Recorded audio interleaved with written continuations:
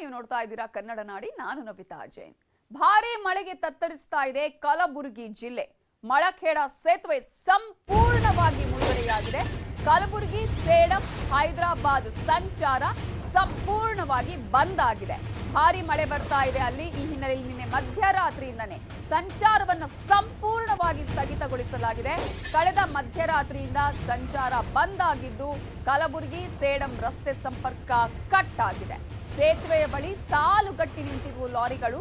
ಸೇಡಂ, ಹೈದರಾಬಾದ್ಗೆ ತೆರಳಬೇಕಾಗಿದ್ದಂತಹ ವಾಹನಗಳು ಈಗ ಕಿಲೋಮೀಟರ್ ಗಟ್ಟಲೆ ಸಾಲುಗಟ್ಟಿ ನಿಂತಿವೆ. ಸೇತುವೆ ಮೇಲೆ ಹೆಚ್ಚುತ್ತಾನೆ ಇದೆ ಪ್ರವಾಹ.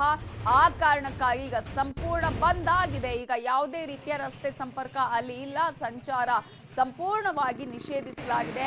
ಕಲಬುರಗಿಯ ಮಳಖೇಡ ಸೇತುವೆ ಸಂಪೂರ್ಣ ಮುಳುಗಡೆಯಾದ ಪರಿಣಾಮ ದೃಶ್ಯದಲ್ಲಿ ನೋಡ್ತಾ ಇದ್ದೀರಾ. ಮಳೆಯ ಅವಾಂತರ ಯಾವ ರೀತಿಯಾಗಿದೆ, ವಾಹನಗಳು ಯಾವ ರೀತಿಯಾಗಿ ಸಾಲುಗಟ್ಟಿ ನಿಂತಿದೆ. ಆಲ್ಮೋಸ್ಟ್ ಅಲ್ಲಿ ಎಲ್ಲ ದೊಡ್ಡ ದೊಡ್ಡ ಭಾರಿ ಗಾತ್ರದ ವಾಹನಗಳು ಅಂದ್ರೆ ಲಾರಿ, ಟ್ಯಾಂಕರ್ಗಳೇ ಕಾಣಿಸ್ತಾ ಇದೆ. ಮತ್ತೊಂದು ಕಡೆ ಸೇತುವೆ ಮುಳುಗಡೆ ಆಗಿರುವ ದೃಶ್ಯ ನೋಡ್ತಾ ಇದ್ದೀರಾ.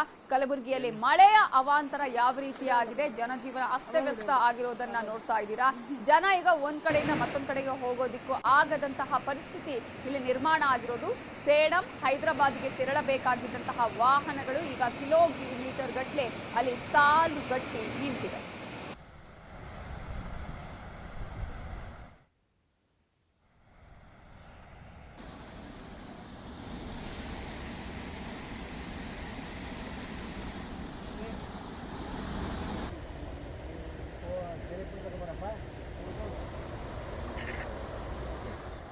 ಸೇತುವೆ ಮುಳುಗಡೆಯಾದ ಪರಿಣಾಮ ಜನಜೀವನ ಅಸ್ತವ್ಯಸ್ತ ಆಗಿದೆ, ಸಂಚಾರ ಅಸ್ತವ್ಯಸ್ತ ಆಗಿದೆ ಅಲ್ಲಿ.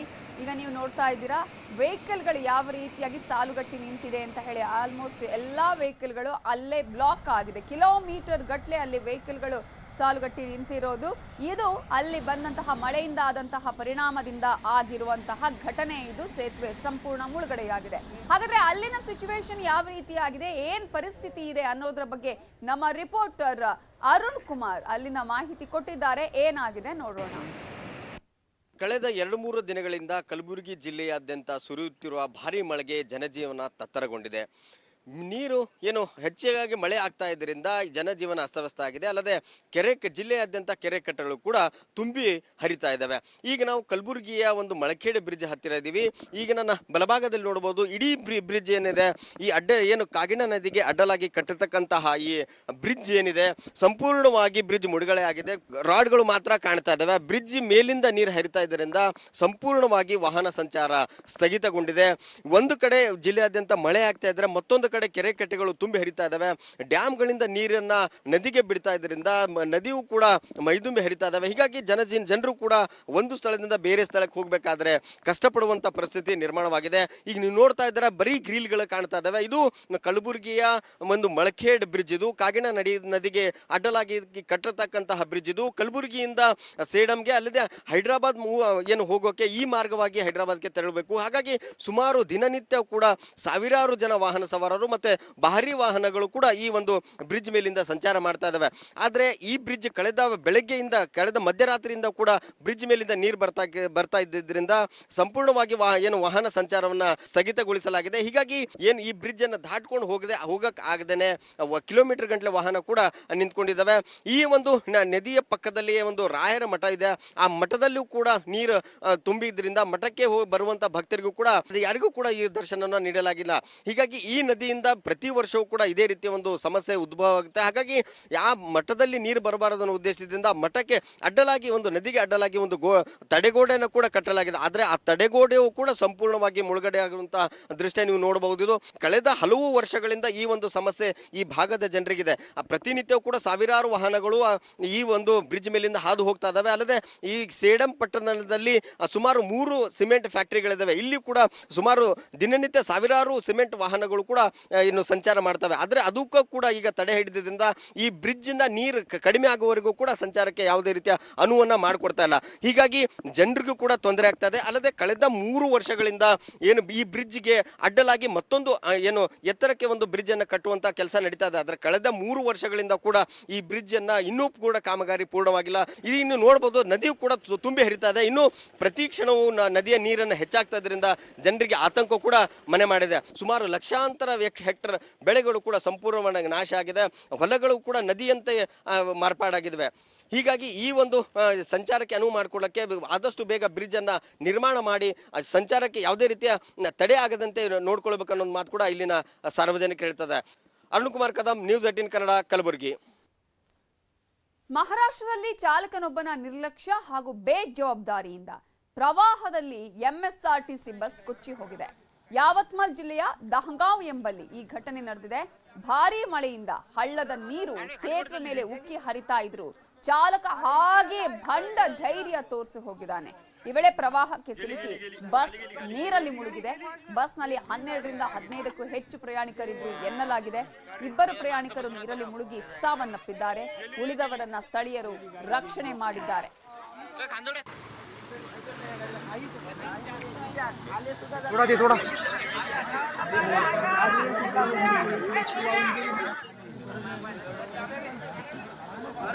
अरे खाली कुठे चालली ती अरे इकडे जाय गेली गेली गेली खाली गेली खाली सुद्धा जात नाही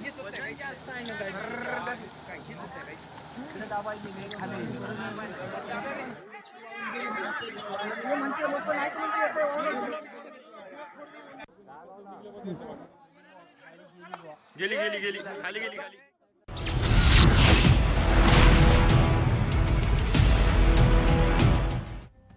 ಬೆಂಗಳೂರಿನಲ್ಲಿ 24 ಗಂಟೆಗಳಲ್ಲಿ 2 ಕಟ್ಟಡಗಳು ಕುಸಿತಗೊಂಡಿದೆ. ಕಟ್ಟಡಗಳ ಕುಸಿತದಿಂದ ಎಚ್ಚೆತ್ತುಕೊಂಡಿದ್ದಾರೆ ಬಿಬಿಎಂಪಿ ಅಧಿಕಾರಿಗಳು. ಈ ಹಿನ್ನೆಲೆಯಲ್ಲಿ ಇನ್ನು 2 ದಿನದಲ್ಲಿ ಜಂಟಿ ಆಯುಕ್ತರ ಜೊತೆ ಸಭೆಯನ್ನ ಮಾಡಲಿದ್ದಾರೆ ಬಿಬಿಎಂಪಿ ಅಧಿಕಾರಿಗಳು. ಕಟ್ಟಡಗಳ ಕುಸಿತ ಪ್ರಕರಣಕ್ಕೆ ಸಂಬಂಧಪಟ್ಟ ಹಾಗೆ 2 ದಿನದಲ್ಲಿ 2 ಕಟ್ಟಡಗಳ ಕುಸಿತಕ್ಕೆ ಸಂಬಂಧಪಟ್ಟ ಹಾಗೆ ಈಗ ಜಂಟಿ ಆಯುಕ್ತರ ನೇತೃತ್ವದಲ್ಲಿ ಸಭೆ ಇರುತ್ತೆ. ಹಳೆ ಕಟ್ಟಡಗಳ ಸಮೀಕ್ಷೆಯನ್ನ ಆಲ್ರೆಡಿ ಈಗ ನಡೆಸಲಾಗಿದೆ. ಇನ್ನೆರಡು ದಿನಗಳಲ್ಲಿ ಸಭೆಯನ್ನ ನಡೆಸಿ ಮುಂದಿನ ಕ್ರಮವನ್ನ ಕೈಗೊಳ್ತೀವಿ ಅಂತ ಹೇಳಿ ಬಿಬಿಎಂಪಿ ಮುಖ್ಯ ಆಯುಕ್ತರಾಗಿರುವ ಗೌರವ್ ಗುಪ್ತಾ ಹೇಳಿಕೆಯನ್ನ ಕೊಟ್ಟಿದ್ದಾರೆ. ವಲಯವಾರು ಜಂಟಿ ಆಯುಕ್ತರ ನೇತೃತ್ವದಲ್ಲೇ ಸಮೀಕ್ಷೆಯನ್ನ ಮಾಡಲಾಗುತ್ತೆ.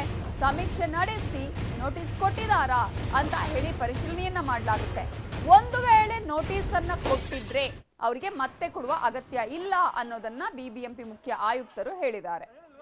ಕೆಲವು ಶಿಥಿಲಾವಸ್ಥೆಯಲ್ಲಿ ಇರ್ತಕ್ಕಂಥ ಕೆಲವು ಕಟ್ಟಡಗಳ ಒಂದು ಸರ್ವೇಕ್ಷಣಾ ಕೆಲಸವನ್ನು 1-2 ವರ್ಷಗಳ ಹಿಂದೆ ನಡೆಸಲಾಗಿತ್ತು. ಅಲ್ಲಿ ಗುರುತು ಮಾಡಿರ್ತಕ್ಕಂಥ ಕಟ್ಟಡಗಳನ್ನು ಖಾಲಿ ಮಾಡ್ತಕ್ಕಂಥದ್ದು ಅಥವಾ ಅದನ್ನು ನೆಲಸಮ ಮಾಡ್ತಕ್ಕಂಥದ್ದು ಅಥವಾ ದುರಸ್ತಿ ಮಾಡ್ತಕ್ಕಂಥ ಕೆಲಸ ಆವಾಗಲೇ ಆಗಬೇಕಾಗಿತ್ತು. ಅದರ ಬಗ್ಗೆ ಇರ್ತಕ್ಕಂಥ ಸ್ಥಿತಿಯನ್ನು ನಾನು ಈಗ ಪರಿಶೀಲನೆಯನ್ನು ಮಾಡ್ತೀನಿ. ಆದರೆ ಅದರ ಜೊತೆಗೆ ಇನ್ನು ಹೊಸದಾಗಿ ಎಲ್ಲೆಲ್ಲಿ ಅವಶ್ಯಕತೆ ಇದೆ ಅಲ್ಲಿ ಒಂದು ಸರ್ವೆ ಮಾಡ್ತಕ್ಕಂಥ ಕೆಲಸವನ್ನು ಕೂಡ ನಾವು ಮಾಡ್ತೀವಿ. ಒಟ್ಟಾರೆ ವಾಸಕ್ಕೆ ಯೋಗ್ಯವಿಲ್ಲದೆ ಇರತಕ್ಕಂಥ ಕಟ್ಟಡಗಳು ಮತ್ತು ಬೀಳುವಂಥ ಪರಿಸ್ಥಿತಿಯಲ್ಲಿ ಇರುವಂಥದ್ದು, ಒಂದು ಶಿಥಿಲಾವಸ್ಥೆಯಲ್ಲಿ ಇರ್ತಕ್ಕಂಥದ್ದು, ಈ ಕಟ್ಟಡಗಳನ್ನು ಖಂಡಿತ ಒಂದು ವಾಸಕ್ಕೆ ನಾವು ಬಿಡಬಾರ್ದು. ಅದಕ್ಕೆ ಒಂದು ಕ್ರಮವನ್ನು ಜರುಗಿಸ್ತಕ್ಕಂಥದ್ದು ನಾವು ಮಾಡ್ತೀವಿ. ಹಿಂದಿನ ಸರ್ವೇಕ್ಷಣಾ ಈಗಲೂ ಕೂಡ ಅದನ್ನು ವ್ಯಾಲಿಡ್ ಇದ್ದಿದ್ದರೆ ಅದರ ಪ್ರಕಾರನೇ ಕ್ರಮ ಕೈಗೊಳ್ಳೋಣ. ಇಲ್ಲದೇ ಆದರೆ ಹೊಸದಾಗಿ ಅದನ್ನು ಮಾಡಲಿಕ್ಕೆ ಕೂಡ ನಾನು ಆದೇಶವನ್ನು ಕೊಟ್ಟಿದ್ದೇನೆ. ಆ ವಿಷಯವನ್ನು ಎಲ್ಲ ಜಾಯಿಂಟ್ ಕಮಿಷನ್ ಜೊತೆಗೆ ಒಂದು ತುರ್ತು ಒಂದು ಸಭೆ ಮಾಡಲಿಕ್ಕೆ ನಾನು ನಿರ್ದೇಶನವನ್ನು ಕೊಟ್ಟಿದ್ದೇನೆ. ಹೌದು ಹೌದು ಹೌದು. ಸೊ ಈ ಹಿಂದೆ ಆಗಿರ್ತಕ್ಕಂಥ ವರದಿಯನ್ನು 2 ದಿನದೊಳಗೆ ನನ್ನ ಗಮನಕ್ಕೆ ಬರಬೇಕು, ಏನೇ ಕ್ರಮ ಕೈಗೊಳ್ಳಲಾಗಿದೆ. ಮತ್ತು ಅದರ ಜೊತೆಗೆ ವಿಶೇಷವಾಗಿ ದಕ್ಷಿಣ ವಲಯದಲ್ಲಿ ಇರ್ತಕ್ಕಂಥದ್ದು ಒಂದು ಘಟನೆ ನಡೆದಿರುವುದರಿಂದ ಅಲ್ಲಿ ಒಂದು ವಿಶೇಷ ಸರ್ವೆ ಒಂದು 30 ದಿನದೊಳಗೆ ಅದನ್ನು ಮುಕ್ತಾಯಗೊಳಿಸಬೇಕೆಂದು ಒಂದು ಡೈರೆಕ್ಷನ್ಸ್ ಅನ್ನು ಕೊಟ್ಟಿದ್ದೇನೆ. ಕೆಎಂಎಫ್ ಕ್ವಾರ್ಟರ್ಸ್ನಲ್ಲಿ ಕಟ್ಟಡ ಕುಸಿತ ಪ್ರಕರಣಕ್ಕೆ ಸಂಬಂಧಪಟ್ಟ ಹಾಗೆ ಅಕ್ಕಪಕ್ಕದ ಕಟ್ಟಡಗಳಲ್ಲಿ ಇದ್ದವರ ಮನೆಯನ್ನ ಖಾಲಿ ಮಾಡಲಾಗಿದೆ. ಜಿ ಬ್ಲಾಕ್ ಅಲ್ಲಿ ಇರುವ ಸಿಬ್ಬಂದಿಯನ್ನ ಕೂಡ ಶಿಫ್ಟ್ ಮಾಡಲಾಗಿದ್ದು, ಕೆಎಂಎಫ್ ಕ್ವಾರ್ಟರ್ಸ್ನಲ್ಲಿ ಕಟ್ಟಡ ಕುಸಿತ ಪ್ರಕರಣಕ್ಕೆ ಸಂಬಂಧಪಟ್ಟ ಹಾಗೆ ಅಕ್ಕಪಕ್ಕದ ಕಟ್ಟಡಗಳಲ್ಲಿ ಇದ್ದವರ ಮನೆ ಖಾಲಿ ಮಾಡಿಸಲಾಗಿದೆ. ಈಗ ಜಿ ಬ್ಲಾಕ್ ಅಲ್ಲಿ ಇರುವಂತಹ ಸಿಬ್ಬಂದಿಯನ್ನು ಶಿಫ್ಟ್ ಮಾಡಲಾಗಿದ್ದು, ಅದೇ ಕಾಂಪೌಂಡ್ ನಲ್ಲಿದ್ದ ಹೊಸ ಮನೆಗಳಿಗೆ ಅವರನ್ನ ಶಿಫ್ಟ್ ಮಾಡಲಾಗಿದೆ. ಸದ್ಯ 9 ಮನೆಗಳು ಖಾಲಿ ಇದ್ವು. ಸೊ ಆ ಮನೆಗಳಿಗೆ ಅವರನ್ನ ಶಿಫ್ಟ್ ಮಾಡಲಾಗಿದೆ. ಖಾಲಿ ಮಾಡ್ತಾ ಇದ್ದಾರೆ ಈಗ ಜಿ ಬ್ಲಾಕ್ನ ಸಿಬ್ಬಂದಿ ಮನೆಗಳನ್ನ. ಯಾಕಂದ್ರೆ ಆತಂಕ ಇದೆ ಈಗ, ಯಾಕಂದ್ರೆ ಕಟ್ಟಡ ಕುಸಿತ ಆಗಿರುವ ಪ್ರಕರಣಕ್ಕೆ ಸಂಬಂಧಪಟ್ಟ ಹಾಗೆ ಈಗ ಮತ್ತೆ ಏನಾಗುತ್ತೋ ಏನೋ ಅನ್ನುವಂತಹ ನಿಟ್ಟಿನಲ್ಲಿ ಮುನ್ನೆಚ್ಚರಿಕಾ ಕ್ರಮವಾಗಿ ಅವರನ್ನೆಲ್ಲರನ್ನ ಕೂಡ ಈಗ ಅಲ್ಲಿಂದ ಶಿಫ್ಟ್ ಮಾಡಿಸಲಾಗಿದೆ, ಖಾಲಿ ಮಾಡಿಸಲಾಗಿದೆ ಅವರ ಮನೆಯವರನ್ನ. ಆ ನಂತರ ಈಗ ಅಲ್ಲೇ 9 ಮನೆಗಳು ಖಾಲಿ ಇದ್ವು, ಅದೇ ಕಾರಣಕ್ಕಾಗಿ ಈಗ ಅಲ್ಲಿಗೆ ಅವರನ್ನ ಶಿಫ್ಟ್ ಮಾಡಲಾಗಿದೆ. ಈಗ ಜಿ ಬ್ಲಾಕ್ ಅಲ್ಲಿ ಇರುವಂತಹ ಸಿಬ್ಬಂದಿ ಈಗ ಮನೆಯನ್ನ ಖಾಲಿ ಮಾಡಿ ಅಲ್ಲೇ ಅವರಿಗೆ ಕೊಟ್ಟಂತಹ 9 ಮನೆಗಳೇನು ಖಾಲಿ ಇದ್ವು ಅಲ್ಲೇ ಅವರಿಗೆ ಈಗ ಆ ಮನೆಗಳಿಗೆ ಸ್ಥಳಾಂತರ ಮಾಡುವ ಪ್ರಕ್ರಿಯೆಯನ್ನ ಮಾಡಲಾಗ್ತಾ ಇದೆ. ದೃಶ್ಯದಲ್ಲಿ ನೀವು ನೋಡ್ತಾ ಇದ್ದೀರಾ, ಆಲ್ಮೋಸ್ಟ್ 16 ಕುಟುಂಬಗಳು ಅಲ್ಲಿ ಅತಂತ್ರ ಆಗಿದೆ ಕ್ವಾರ್ಟರ್ಸ್ ಕುಸಿತ ಪ್ರಕರಣಕ್ಕೆ ಸಂಬಂಧಪಟ್ಟ ಹಾಗೆ. ಈಗ ನೀವು ನೋಡ್ತಾ ಇರುವಂತಹ 3 ದೃಶ್ಯಗಳನ್ನ ನೋಡಿ, ಡೇರಿ ಸರ್ಕಲ್ KMF ಕಟ್ಟಡದ ಕುಸಿತ ಪ್ರಕರಣಕ್ಕೆ ಸಂಬಂಧಪಟ್ಟ ಹಾಗೆ ಜಿ ಬ್ಲಾಕ್ ಅಲ್ಲಿರುವಂತಹ ಸಿಬ್ಬಂದಿಯನ್ನ ಶಿಫ್ಟ್ ಮಾಡಲಾಗಿದೆ. KMF ಕ್ವಾರ್ಟರ್ಸ್ ಕುಸಿತ ಆಗಿರೋದಲ್ಲಿ 16 ಕುಟುಂಬಗಳು ಈ ಒಂದು ಕುಸಿತದಿಂದಾಗಿ ಅತಂತ್ರಗೊಂಡಿವೆ. ಮತ್ತೊಂದು ಕಡೆ ಈಗ 9 ಮನೆಗಳಲ್ಲಿ ಏನ್ ಖಾಲಿ ಇತ್ತು ಆ 9 ಮನೆಗಳಿಗೂ ಕೂಡ ಈಗ ಸಿಬ್ಬಂದಿಯನ್ನ ಶಿಫ್ಟ್ ಮಾಡಲಾಗ್ತಾ ಇದೆ. ಮನೆ ಖಾಲಿ ಮಾಡಿಸುವ ಪ್ರಕ್ರಿಯೆಯನ್ನ ಮಾಡ್ತಾ ಇದ್ದಾರೆ. ಆತಂಕ ಇದೆ, ಅಕ್ಕಪಕ್ಕದ ಕಟ್ಟಡಗಳಿದ್ದವರನ್ನು ಶಿಫ್ಟ್ ಮಾಡಲಾಗಿದ್ದು. ಯಾಕಂದ್ರೆ ಮುಂದೇನಾಗುತ್ತೋ ಗೊತ್ತಿಲ್ಲ, ಯಾಕಂದ್ರೆ ಇಂತಹ ಒಂದು ಪ್ರಕರಣಗಳು ದಿನದಿಂದ ದಿನಕ್ಕೆ ಜಾಸ್ತಿ ಆಗ್ತಾ ಇದೆ, ಕಟ್ಟಡಗಳ ಕುಸಿತ ಜಾಸ್ತಿ ಆಗ್ತಾ ಇದೆ. ಒಂದಷ್ಟು ಜನ ಎಚ್ಚರಿಕೆ ನೀಡಿದ್ರು ಕೂಡ ಅದನ್ನ ಕೇಳುವ ಹಾಗೆ ಕಾಣಿಸೋದಿಲ್ಲ. ಅದೇ ಕಾರಣಕ್ಕಾಗಿ ಈಗ ಇಂತಹ ಕಟ್ಟಡ ಕುಸಿತ ಪ್ರಕರಣಗಳು ದಿನದಿಂದ ದಿನಕ್ಕೆ ಏರಿಕೆಯಾಗ್ತಾ ಇದೆ. ಉಳಿದ ಪ್ರಮುಖ ಸುದ್ದಿ ನೋಡೋಣ ಬ್ರೇಕ್ ಆದ್ಮೇಲೆ.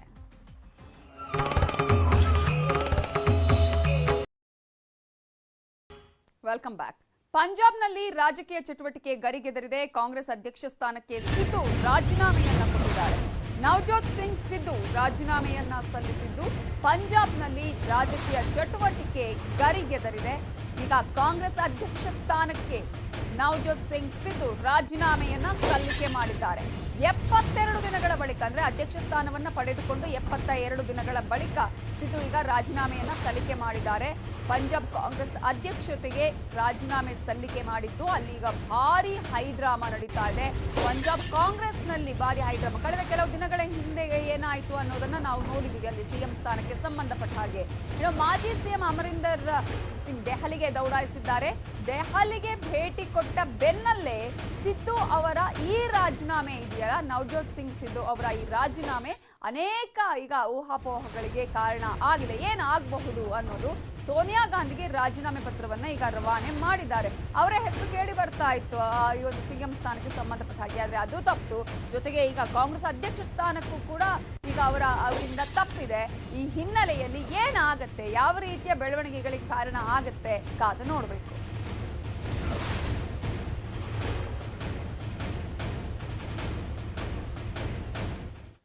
ಶಾಲೆ ಶುರುವಾಯಿತು, ಪಾಠದ ಕಥೆ ಏನು? ಶಾಲೆ ತುಂಬಾ ಮಕ್ಕಳು, ಪಾಠ ಮಾಡೋದು ಯಾರು? ಮಕ್ಕಳಿದ್ದಾರೆ, ಶಿಕ್ಷಕರಿಲ್ಲ. ಇದು ವಿದ್ಯಾರ್ಥಿಗಳ ಕಥೆಯ ಕತೆ. ಶಿಕ್ಷಕರು ಬೇಕಾಗಿದ್ದಾರೆ.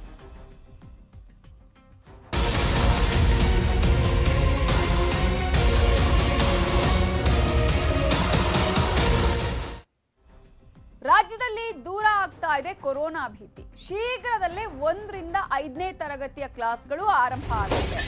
ಶಾಲೆಗಳಂತೂ ಶುರು ಆಗುತ್ತೆ. ಆದ್ರೆ ಶಾಲೆ ಶುರು ಆದ್ರೆ ಅದೇರ ಹಿಂದೆನೆ ಹೊಸ ಸಮಸ್ಯೆಗಳ ಪಟ್ಟಿ ಕೂಡ ಬೆಳೀತಾ ಹೋಗುತ್ತೆ. ಏನ್ ಸಮಸ್ಯೆ ಅಂತ ನೋಡೋದಾದ್ರೆ, 1 ರಿಂದ 5ನೇ ಕ್ಲಾಸು ಆರಂಭ ಆದ ಮೇಲೆ ಹೇಗಿರುತ್ತೆ? ಆಲ್ಮೋಸ್ಟ್ ಎಲ್ಲಾ ಕ್ಲಾಸ್ಗಳು ಶುರುವಾದ ಹಾಗೇನೆ ರಾಜ್ಯದ ಸರ್ಕಾರಿ ಶಾಲೆಗಳಲ್ಲಿ ಶಿಕ್ಷಕರ ಕೊರತೆ ಇದೆ.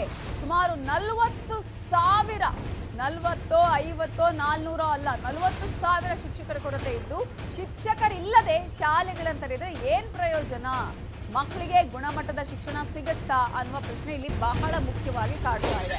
ಎಲ್ಲೆಲ್ಲಿ ಎಷ್ಟು ಶಿಕ್ಷಕರ ಕೊರತೆ ಇದೆ ಗೊತ್ತಾ? ಇದರ ಸಂಪೂರ್ಣ ಮಾಹಿತಿಯನ್ನ ನಿಮ್ಮ ನ್ಯೂಸ್ 18 ಕನ್ನಡ ಹೇಳ್ತಾ ಇದೆ.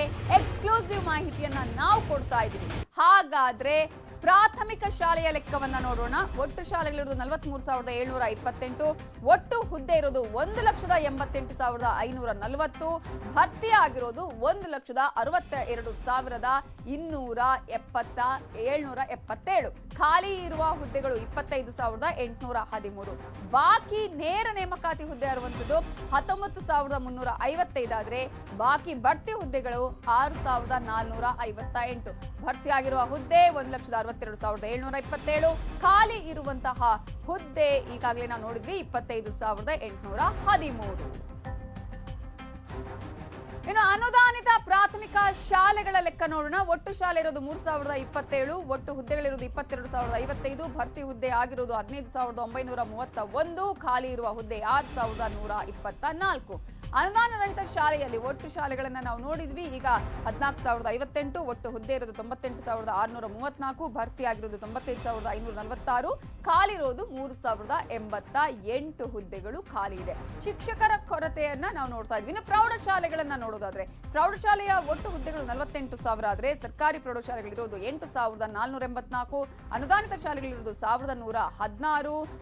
ಹಾಗಾಗಿ ಪ್ರೌಢಶಾಲೆಯ ಒಟ್ಟು ಹುದ್ದೆ 48,000 ಆದ್ರೆ ಅಲ್ಲೂ ಕೂಡ ಶಿಕ್ಷಕರ ಕೊರತೆ ಕಾಣಿಸ್ತಾ ಇದೆ. ಶಾಲೆಗಳ ಆರಂಭ ಆಗತ್ತೆ, ಶಿಕ್ಷಕರಿದಾರ ಅಂತ ಕೇಳಿದ್ರೆ ಖಂಡಿತವಾಗ್ಲೂ ಅದಕ್ಕೆ ಆನ್ಸರ್ ಇಲ್ಲ ಅಂತ ಬರುತ್ತೆ. ಇದನ್ನು ಒಪ್ಕೊಂಡಿದ್ದಾರೆ ಯಾರು? ಶಿಕ್ಷಣ ಸಚಿವರಾಗಿರುವಂತಹ ನಾಗೇಶ್ ಅವರು. ಶಿಕ್ಷಕರ ಕೊರತೆ ಇರೋದು ನಮ್ಮ ಗಮನದಲ್ಲಿದೆ ಅಂತ ಹೇಳಿ ಶಿಕ್ಷಣ ಸಚಿವರಾಗಿರುವ BC ನಾಗೇಶ್ ಪ್ರತಿಕ್ರಿಯೆ ಕೊಟ್ಟಿದ್ದಾರೆ. ನಮ್ಮ ಗಮನದಲ್ಲಿದೆ, ಬಟ್ ಏನ್ ಮಾಡ್ತಾರೆ, ವಾಟ್ ನೆಕ್ಸ್ಟ್ ಅನ್ನುವಂತಹ ಪ್ರಶ್ನೆ ಕೂಡ ಇಲ್ಲಿದೆ. ಇಂಗ್ಲಿಷ್ ಹಾಗೂ ಗಣಿತ ಶಿಕ್ಷಕರ ಕೊರತೆ ಜಾಸ್ತಿ ಇದೆ. ಮಕ್ಕಳಿಗೆ ಸಮಸ್ಯೆ ಆಗದ ಹಾಗೆ ನೋಡ್ಕೊಳ್ತೇವೆ. ಅತಿಥಿ ಶಿಕ್ಷಕರನ್ನ, ಗೆಸ್ಟ್ ಟೀಚರ್ಸ್ ಅಂತ ಏನು ಹೇಳ್ತೀವಿ, ಅವರನ್ನ ನೇಮಕ ಮಾಡ್ತೀವಿ ಅನ್ನುವ ಭರವಸೆಯನ್ನ ಕೊಟ್ಟಿದ್ದಾರೆ. ಈಗ ನಾವು ನೋಡ್ಬೋದು, ಗಣಿತಕ್ಕೆ ಸಂಬಂಧಪಟ್ಟ ಹಾಗೆ ಅನೇಕ ಶಿಕ್ಷಕರ ಕೊರತೆ ಇರೋದನ್ನ ಅವರು ಒಪ್ಕೊಂಡಿದ್ದಾರೆ. ಶಿಕ್ಷಕರು ಕೊರತೆ ಡಿಪಾರ್ಟ್ಮೆಂಟ್ ಇರೋದು ನಮಗೂ ಗೊತ್ತಿದೆ. ಅದಕ್ಕೋಸ್ಕರನೇ ಮುಂಚೆನೇ ಇದನ್ನು ತಗೊಂಡು ಅತಿಥಿ ಶಿಕ್ಷಕರ ಸಂಖ್ಯೆಗಳನ್ನ ತಗೊಂಡು ಅತಿಥಿ ಶಿಕ್ಷಕರನ್ನ ಎಲ್ಲ ಕಡೆ ಕೊಡ್ತಾ ಇದ್ದೀವಿ. ಯಾವುದೇ ಕಾರಣಕ್ಕೂ ಮಕ್ಕಳ ಪಾಠಕ್ಕೆ ತೊಂದರೆ ಆಗದಂಗೆ ನೋಡ್ಕೊಳ್ಳುವಂಥದ್ದನ್ನು ನಾವು ಮಾಡ್ತೀವಿ. ವಿಜ್ಞಾನ ಮತ್ತು ಇಂಗ್ಲೀಷಿನ ಕೊರತೆ ಜಾಸ್ತಿ ಇದೆ. ಕನ್ನಡ ಮತ್ತೊಂದು ಅದು ಯಾವುದು ಸಮಸ್ಯೆ ಎಲ್ಲೂ ಇಲ್ಲ, ಇದೊಂದು ಮಾತ್ರ ಇದೆ. ಅದಕ್ಕೋಸ್ಕರ ಇನ್ಮೇಲಿಂದ ರಿಪೀಟೆಡ್ ಆಗಿ TET ಮತ್ತು CET ಮಾಡಬೇಕು ಅನ್ನೋಂಥ ಯೋಚನೆ ಮಾಡ್ತಾ ಇದ್ದೀವಿ. BEd ಮಾಡಿಕೊಂಡು CET ತಗೊಳ್ಳೋದಕ್ಕೆ ಒಂದು ಅವಕಾಶ ಮಾಡಿಕೊಡುವಂಥ ಪ್ರಯತ್ನವೂ ಮಾಡ್ತೀವಿ. ಮುಂದಿನ ದಿನಗಳಲ್ಲಿ ಸೈನ್ಸ್ ಮತ್ತು ಇಂಗ್ಲೀಷಿನ ಸಮಸ್ಯೆ ಏನಿದೆ ಅದು ಬಗೆಹರಿಯುತ್ತೆ ಅಂತ ನಂಬಿಕೆ ಇದೆ. ಇದರ ಬಗ್ಗೆ ಇನ್ನಷ್ಟು ಡೀಟೇಲ್ಸ್ ಕೊಡೋದಕ್ಕೆ ನಮ್ಮ ರಿಪೋರ್ಟರ್ ಆಶಿಕ್ ಮುಲ್ಕಿ ಈಗ ಫೋನ್ ಸಂಪರ್ಕದಲ್ಲಿದ್ದಾರೆ. ಆಶಿಕ್, ಈಗ 1ರಿಂದನೇ ಶಾಲೆಗಳು ಕ್ಲಾಸ್ ಅಂದ್ರೆ ಆರಂಭ ಆದ್ರೆ ಆಲ್ರೆಡಿ ಈಗ ಕೊರೋನಾ ಹಿನ್ನೆಲೆಯಲ್ಲಿ ಶಿಫ್ಟ್ ವೈಸ್ ಮಾಡ್ಲಾಗ್ತಾ ಇದೆ. ಶಿಕ್ಷಕರ ಕೊರತೆ ಇದ್ರೆ ಏನ್ ಕತೆ ಅನ್ನೋದು, ಹೇಗಂತೆ ಈಗ ಪರಿಹಾರ, ನೇಮಕಾತಿ ಆಗತ್ತಂತ?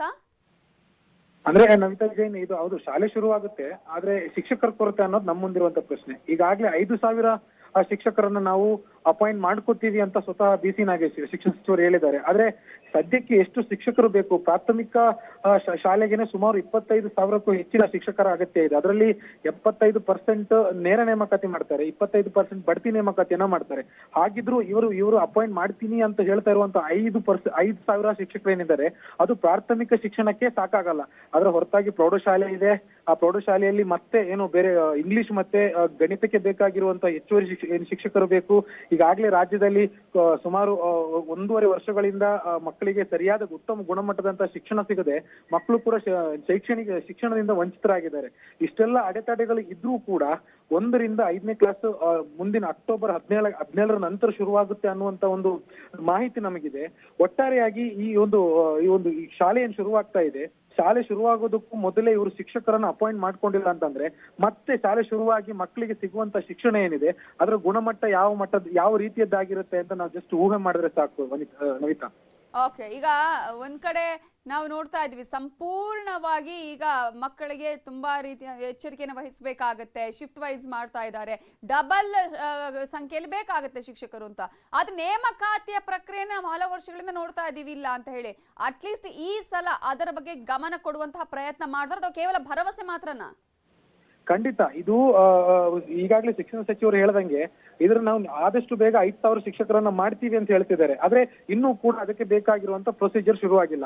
ಒಂದ್ ಕಡೆಯಿಂದ ಸರ್ಕಾರಿ ಶಾಲೆಗಳು, ಅನುದಾನಿತ ಶಾಲೆಗಳು, ಜೊತೆಗೆ ಅನುದಾನ ರಹಿತ ಅಂದ್ರೆ ಅನ್ಎಡೆಡ್ ಶಾಲೆಗಳಂತ ಪ್ರೈವೇಟ್ ಸ್ಕೂಲ್ಗಳಂತ ಏನ್ ಕರಿತೀವಿ, ಇಲ್ಲೂ ಕೂಡ ಶಿಕ್ಷಕರ ಕೊರತೆ ಇದೆ ಅಂತ ಸ್ವತಃ BC ನಾಗೇಶ್ ಅವರು ಒಪ್ಕೋತಾರೆ.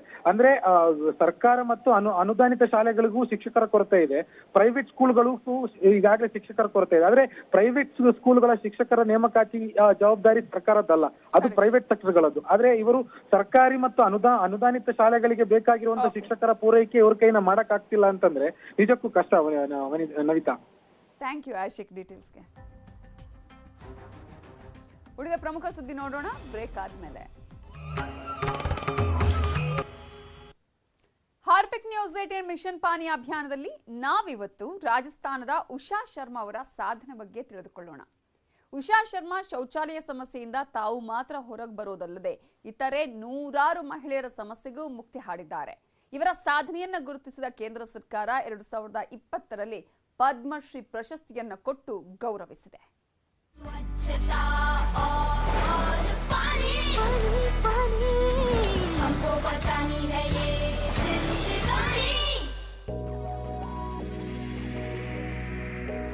छोटी थी मैं, जब 7 साल की थी मम्मी के साथ जाती थी और वही मतलब मम्मी के साथ जाकर यही सीखती थी और देखती थी कि भाई किस तरह से मम्मी मेला उठाती है, किस तरह से परात में रखती है और कहाँ उसको फेंकती है। फिर मेरी 10 साल की उम्र में मेरी शादी होगी बड़ी वाली दीदी के साथ, तो 4 साल के बाद मेरा गौना किया था, तो मुझे यहाँ भी वही काम करने को मिला मेला ढोने का। तो जिससे कि लड़की सोचती है कि हो सकता है मेरे पति के घर ऐसा ना हो, ये काम करने को मुझे नहीं मिले। तो यहाँ पर डॉक्टर पाठक जी आए तो वे हमसे जैसे कि कोई लेडीज तो मेला ढो के जा रही थी और कोई लेडीज आ रही थी, तो डॉक्टर पाठक जी रोक के हम लोगों को कहने लगे कि भाई 1 मिनट मेरी बात सुनो, रुक जाओ। तो फिर हम इनकी बात सुनने लगे, कहने लगे ये काम तुम क्यों करते हो, कि हमारे लोग तो कोई और काम ही नहीं कर सकते, यही काम करते हम लोग। तो साहब ने कहा तुम लोग दिल्ली आओगे, क्योंकि दिल्ली हम लोग आए थे 2003 में, दिल्ली हम लोग आए थे। तो यहाँ पर कभी हम लोगों का इज्जत और सम्मान हमको कभी मिला ही ना था जब हम मेला ढोने का काम करते थे। तो वहाँ पर स्कूल की लड़कियों ने, स्कूलों में बहुत बड़ा स्कूल है, तो वहाँ की लड़कियों ने स्वागत किया था, हमारे मैडमों ने, लड़कियों ने। फिर देखिए यहाँ पर नई दिशा के नाम से एक सेंटर खोला अलवर में, और यहाँ पर हम लोगों को जैसे अचार, पापड़, जबे, कॉटन की बत्तियाँ हम लोग बनाते थे। तो हमने के डॉक्टर पाठक जी से कहा कि सर हम लोग सामान तो बना लेंगे लेकिन इसको खरीदेगा कौन। तो डॉक्टर पाठक जी ने कहा तुम सामान तो बनाओ, मैं खरीदूंगा सामान तुम्हारा। जिन्हों के घर में शौचालय साफ करते थे, लेकिन आज वही लोग हैं इस सामान जो हम बनाते हैं अचार पापड़ वो खरीद के खाते हैं। तो मैं भारत सरकार को भी धन्यवाद देती हूँ कि हम जैसी लेडीजों को उन्होंने इतना मान सम्मान बढ़ाया है, क्योंकि वाल्मीकि समाज से एक पद्मश्री मिला उनके लिए, तो मुझे बहुत खुशी होती है। मैं तो खुश हुई हूँ, लेकिन हमारे समाज के बाकी के लोग सभी खुश हैं।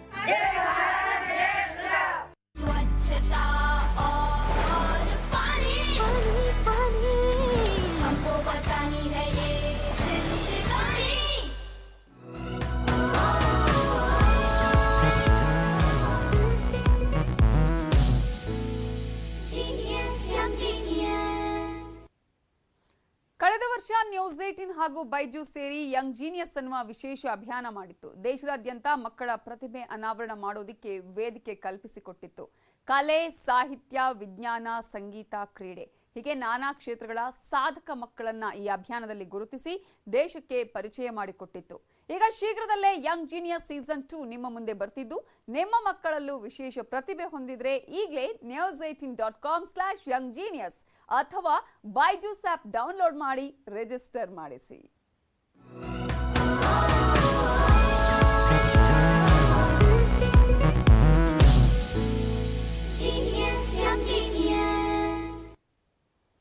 ಬೈಜೂಸ್ ಯಂಗ್ ಜೀನಿಯಸ್ ಸೀಸನ್ 2 ಬಗ್ಗೆ ನಟಿ ಹರ್ಷಿಕಾ ಪೂಣಚ್ಚ ಮಾತನಾಡಿದ್ದಾರೆ. ಏನ್ ಹೇಳಿದ್ದಾರೆ ನೋಡಿ.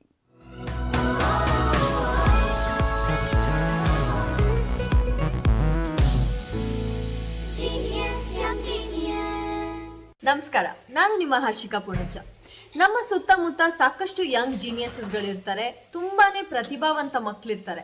ಆದ್ರೆ ಅವ್ರನ್ನ ಗುರುತಿಸೋ ಅಂತ ಜನ ಬೇಕು, ಹಾಗೆ ಅವರಿಗೆ ಒಂದು ವೇದಿಕೆ ಸಿಗಬೇಕು.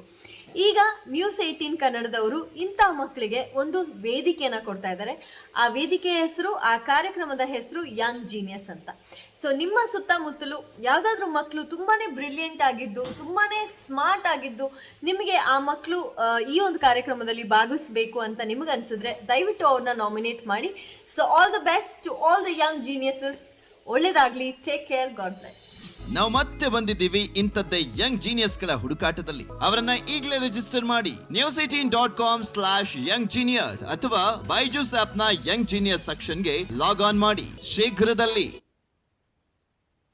ಇವಿಷ್ಟೇ ಹೊತ್ತಿನ ಪ್ರಮುಖ ಸುದ್ದಿ. ನೋಡ್ತಾ ಇರಿ ನ್ಯೂಸ್ 18 ಕನ್ನಡ, ಜಾಲ ನಮ್ಮದು, ಬಲ ನಿಮ್ಮದು.